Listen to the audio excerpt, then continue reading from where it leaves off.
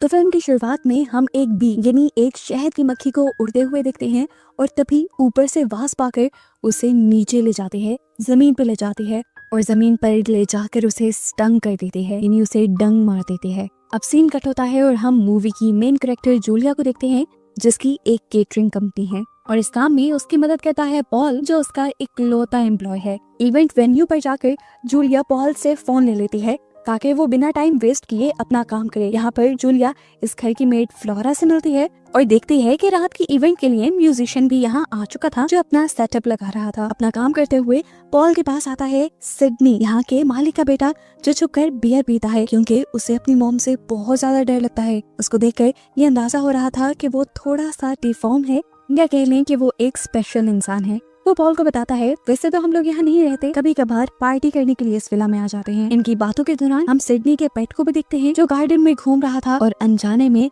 वो एक जगह गड्ढा खोद देता है जहाँ नीचे वास्प का पूरा छत्ता था, जिसमें से एक वास्प निकलकर पॉल को काट भी लेती है और उसकी पैंट फट जाती है। वो बहुत इरिटेट हो जाता है और अपनी वैन में जाकर पैंट बदलता है।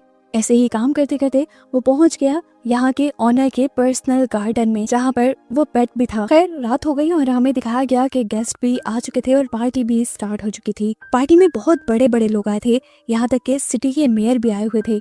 जूलिया और पॉल गेस्ट को सर्व करने में लगे हुए थे और इसी दौरान हम देखते हैं कि जूलिया का पाँव रखा जाता है वास्प के उसी छत्ते पर जिसे सुबह उस पेट ने खोद दिया था। जूलिया को तो पता ही नहीं चला कि उसने क्या कर दिया, लेकिन अब तेजी से वास्प वहां से निकलने लगी। पार्टी में क्योस न मचे, इसीलिए पॉल ने काफी सारी वास्प को तो मार दिया, लेकिन ऐसे ही एक वास्प जाकर सिडनी के कंधे पे बैठ गई, जिसे हाथ मारकर उसने मार दिया। अब वास्प का आना तो बंद हो ही नहीं रहा था। एक गेस्ट की हालत काफी बुरी होने लगी क्योंकि काफी सारी वास्प उसे एक टाइम में काट चुकी थी। सारे मेहमान उसे देखने के लिए उसके इर्द गिर्द जमा हो गए और तभी दिखाया गया कि एकदम से वास्प का एक बहुत बड़ा ग्रुप उस खड्डे में से बाहर निकल आया, जो एक के बाद एक सभी मेहमानों के ऊपर बैठकर उन्हें स्टंग करने लगी, उन्हें डंग मारने लगी। जो उन वेस्ट को मारने में कामयाब हो जाता था वो तो ठीक रहता था, लेकिन जो नहीं मार पाते थे वो एक बहुत बड़ी मुसीबत में जा रहे थे।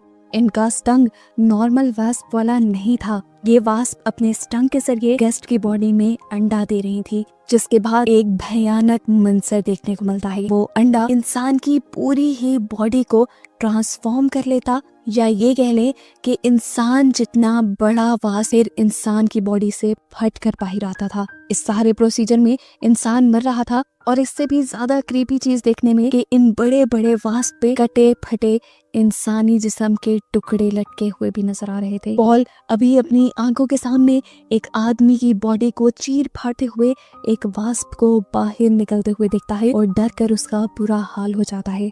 बचने का एक ही रास्ता पॉल और जूलिया को नजर आता है। वो अपने आप को टेबल के कवर से ढकते हुए घर के अंदर भागने की कोशिश करते हैं, लेकिन वहीं पर जूलिया का ध्यान भटक जाता है जब वो एक औरत के मुंह को फाड़ते हुए एक वास्प को बाहर निकलते हुए देखते हैं। पॉल को धक्का लगने की वजह से वो गिर जाता है और उसके पास से वैन की चाबी भी वहीं गिर जाती है। पूरी तरह उस औरत की बॉडी से निकलने के बाद ये वास्प पॉल के बहुत करीब आकर खड़ी हो जाती है और उसे खाने के लिए तैयार हो जाती है। वास्प का ध्यान अभी भी उस औरत के चेहरे पे था जो वास्प के पंख से जुड़ के रह गया था। इससे पहले कि ये वास्प पॉल को खा लेती, यहाँ पर जूलिया आती है और बहुत ही हिम्मत से उस वास्प को पाँव मारते हुए पॉल से दूर करते हुए पॉल को खींचकर घर के अंदर ले जाती है। घर के अंदर से फ्लोरा तेजी से इन्हें अंदर आने को कह रही थी, जिसकी आवाज सुनते हुए एक वास्प ने उसके ऊपर भी हमला करने की कोशिश की, लेकिन उससे पहले ही उसका पेट घर से बाहर निकल गया और वास्प फ्लोरा को छोड़कर उस पेट के पीछे पड़ गई और मौके का फायदा उठाते हुए फ्लोरा, पॉल और जूलिया घर के अंदर आ गए। इनके अलावा घर में सिर्फ 3 लोग और थे, सिडनी की मॉम और यहाँ के मेयर। सभी डर में थे, सभी को लग रहा था कि ये एक भयानक ख्वाब है, लेकिन सबको एक जैसा ख्वाब नहीं आ सकता। सरवाइव करने के लिए इन्हें कोई तो रास्ता निकालना था, लेकिन फोन भी इन लोगों के पास नहीं थे। तभी सिडनी ने घर के एक लैंडलाइन के बारे में बताता है, लेकिन तभी बाहर देखने को मिला कि एक कार ड्राइवर पे वास्प ने हमला कर दिया था, जिसकी वजह से वो कार ड्राइवर अपनी कार से कंट्रोल छोड़ देता है और वो कार जाकर टेलीफोन टावर से टकरा जाती है और इनका इस टेलीफोन का कनेक्शन टूट जाता है। कार की विंडो से भयानक सीन दिखाया जाता है कि एक वास्प इंसानी जिस्म को चीर फाड़ कर बाहर निकल रहा है। अभी जिस रूम में ये लोग खड़े हुए थे उसकी बाहर की विंडो से एक जिंदा इंसान इन लोगों को अपनी मदद करने को कहता है। वो रिक्वेस्ट कर रहा था कि प्लीज विंडो खोल दो और मुझे अंदर ले लो, लेकिन सिडनी मना कर देता है ये कहते हुए कि अगर तुम स्टंग हुए तो हम सबको मसला हो जाएगा। सिडनी जैसे इन्हें बेवकूफ नजर आ रहा था, वो बेवकूफ बिल्कुल नहीं था।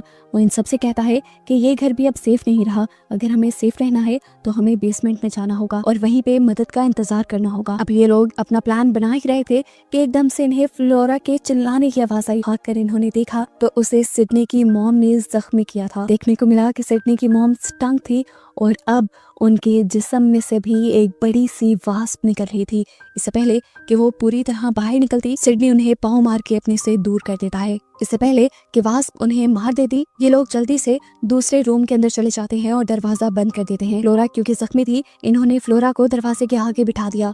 इससे पहले कि ये कुछ भी सोच पाते, वास्प अपना स्टिंग दरवाजे के आर पार कर देती है जहाँ आगे बैठी हुई थी फ्लोरा, और ये स्टिंग उसकी आंख फाड़कर उसके पूरे सर में स्टैब होकर उसकी जान ले लेता है। अभी ये इस भयानक मौत के शौक में ही थे कि तभी वास्प ने अपना दूसरा हाथ दरवाजे के आर पार करके पॉल को पकड़ लिया, लेकिन पॉल को ये मरने नहीं देते। जूलिया और मेयर एक चाकू के जरिए वास्प को जख्मी करते हुए पॉल को बचा लेते हैं। इन्हें बचाकर ये तेजी से बेसमेंट की तरफ भाग रहे थे कि तभी इस वास्प ने सिग्नल देकर सभी वास्प को अपनी तरफ बुलाना शुरू कर दिया, जिससे ये लोग जान पाए कि ये वास्प क्वीन है। ये लोग भागकर बेसमेंट में आ गए और बेसमेंट में इन्होंने अपने आप को कैद कर लिया। लेकिन अब सवाल ये था कि क्या ये इस बेसमेंट में भी सेफ रहेंगे, क्योंकि अब हम सिडनी की बॉडी में हलचल देखते हैं। वो जगह जो उसकी म्यूटेट थी, उसके अंदर कुछ हलचल हो रही थी। साफ लग रहा था कि इसमें से भी एक वास्प निकल आएगा। सिडनी जानता था कि यहाँ पे ये सब क्या हो रहा है। वो डिफॉर्म था,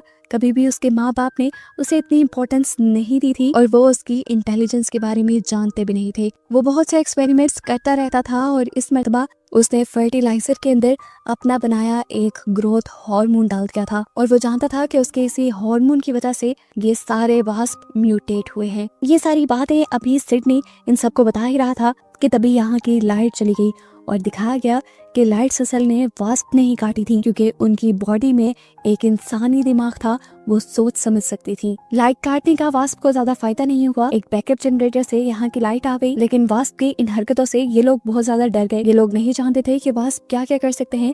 ये लोग जल्द ही यहाँ से निकलने का प्लान बनाते हैं, लेकिन ये लोग इस शहर से बाहर कैसे जाते। पॉल से वैन की चाबी बाहर गिर गई थी, अब निकाल के कौन लाता। पॉल खुद ही ये खतरनाक काम करने की जिम्मेदारी ले लेता है। वो रिंगता हुआ बाहर आया और उसे चाबी भी मिल गई। उसने यहीं पर देखा सिडनी का पेट वहाँ पे बैठा था। वो उसकी जान बचाने के लिए उसके पास जाने ही वाला था, लेकिन तभी उसके अंदर से भी एक उसी के साइज की वास्प बाहर निकल आई, जिसने बिना लम्हा गवाए पॉल के ऊपर हमला कर दिया। पॉल अपनी जान बचाने के लिए जमीन पे हाथ मारता है तो उसे एक आइस पिकर मिल जाता है, जिससे वो वास्प के ऊपर हमला करके उसे मार देता है।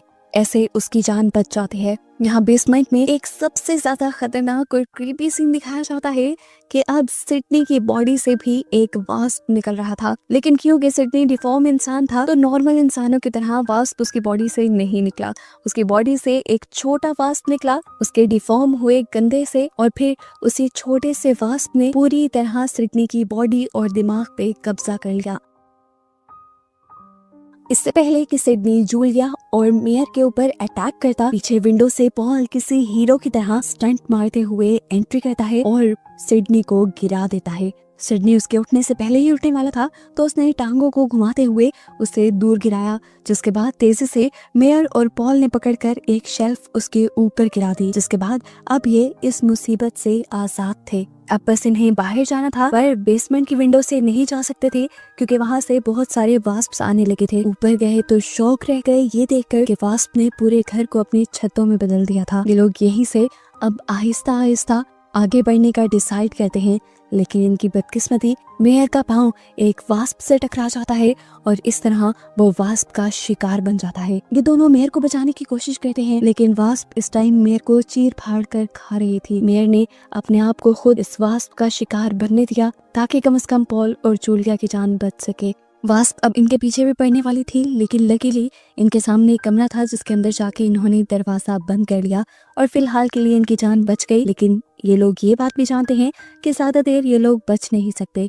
अभी फिलहाल के लिए ये थक चुके थे, इसलिए टेबल के नीचे छुप गए। यही बातें करते हुए ये लोग बहुत करीब आ जाते हैं, लेकिन तभी इन्हें पता चलता है कि दरवाजा तोड़कर एक वास्प अंदर आ गई जो इनके ऊपर हमला करने ही वाली थी, लेकिन अपने ऊपर का टेबल ही इन्होंने वास्प के ऊपर गिराकर अपनी जान बचा ली। इससे पहले कि अब ये लोग कुछ कर पाते, ऊपर से वास्प ने रूफ में ही दरार कर दी। इससे बचने के लिए ये लोग बाहर निकलते हैं और वास्प के जरिए तोड़ी हुई दीवार से ये लोग घर से बाहर निकल आते हैं। अब इन्हें अपनी वैन तक जाना था, लेकिन कैसे जाते? ऊपर थी क्वीन जिसने पॉल के कंधे में स्टैब कर दिया। वो पॉल को उठाकर ऊपर ले जा रही थी, लेकिन जूलिया ने मार मार कर उसका स्टिंग ही तोड़ दिया। जूलिया की इस हरकत से क्वीन को गुस्सा आ गया और क्वीन ने उठाकर जूलिया को यहाँ से दूर फेंका, जिसके बाद क्वीन पॉल को लेकर यहाँ से जाने लगी। जूलिया अपनी जान बचाकर भाग भी सकती थी, लेकिन पॉल की चीखें उसे रोक रही थी। क्वीन पॉल को ले जाकर वहाँ रख देती है जहाँ उन्होंने बाकी इंसानों को रखा हुआ था। यहाँ सिडनी भी था जो पॉल के कंधे से वो स्टिंग बाहर निकाल देता है।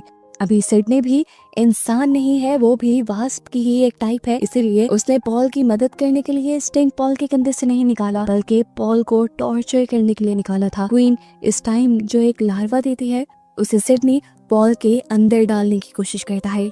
इससे पहले कि वो अपने प्लान में कामयाब होता, पीछे से जूलिया एंट्री करती है एक इलेक्ट्रिक सॉ के साथ। सबसे पहले वो इस सॉ से सिडनी के ऊपर मौजूद वास्प को काट के उससे दूर फेंकती है और इसी सॉ के जरिए वो पॉल के पास आने से क्वीन को भी रोक लेती है। लार्वा को दूर फेंकते हुए अब जूलिया पॉल को लेकर बाहर आ रही थी कि तभी क्वीन उनके पीछे जाने लगी, लेकिन अब सिडनी जिसके ऊपर से वास्प का कब्जा हट गया था, वो इन दोनों की मदद करता है और पीछे से क्वीन को पकड़ लेता है। गुस्से में अब क्वीन ने सिडनी को ही स्टैब करके मार डाला। यहाँ पर ये दोनों वैन के पास पहुंच चुके थे। घर में काफी सारे गैस पाइप ये खोल आए थे, जिसके बाद एंड पे ये लोग माचिस जलाकर इस घर को ब्लास्ट कर देते हैं और फाइनली घर के चलने से वहाँ मौजूद सारी वास्प भी जल गई और इन्हें फील हुआ कि अब सारी मुसीबत खत्म हो गई, लेकिन ऐसा नहीं था। क्वीन जल्दी हुई अब इनके पीछे पड़ जाती है। वो वैन के साथ ही जुड़ चुकी थी इन लोगों को मारने के लिए।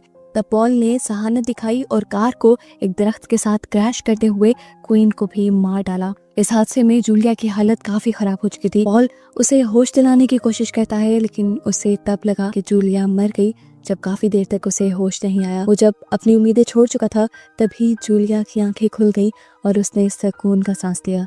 इतनी देर में यहाँ पर रेस्क्यू और पुलिस ऑफिसर्स भी आ गए, जिन्होंने इन दोनों को फाइनली रेस्क्यू कर लिया। ये लोग यहाँ फाइनली किस करते हैं और यहाँ से जाने ही वाले होते हैं, तभी अचानक एक बड़ा सा गाय का सर आकर एक ऑफिसर के ऊपर गिरता है और उसकी जान ले लेता है। दूर से दिखाया जाता है कि बहुत सी बड़ी बड़ी वास्प अब इनके ऊपर हमला करने के लिए आ रही थी, जो कैटल की बॉडी से निकली थी। यानी बिल्कुल ऐसे ही जैसे इंसानों के ऊपर हमला करके वास्प ने इंसानों के अंदर अपना एक बड़ा जिस्म बना लिया था, ऐसे ही अब ये कैटल के अंदर से निकल रही थी। और अब आगे क्या होने वाला था, इसी मिस्ट्री के साथ ये मूवी यहीं पर खत्म हो जाती है।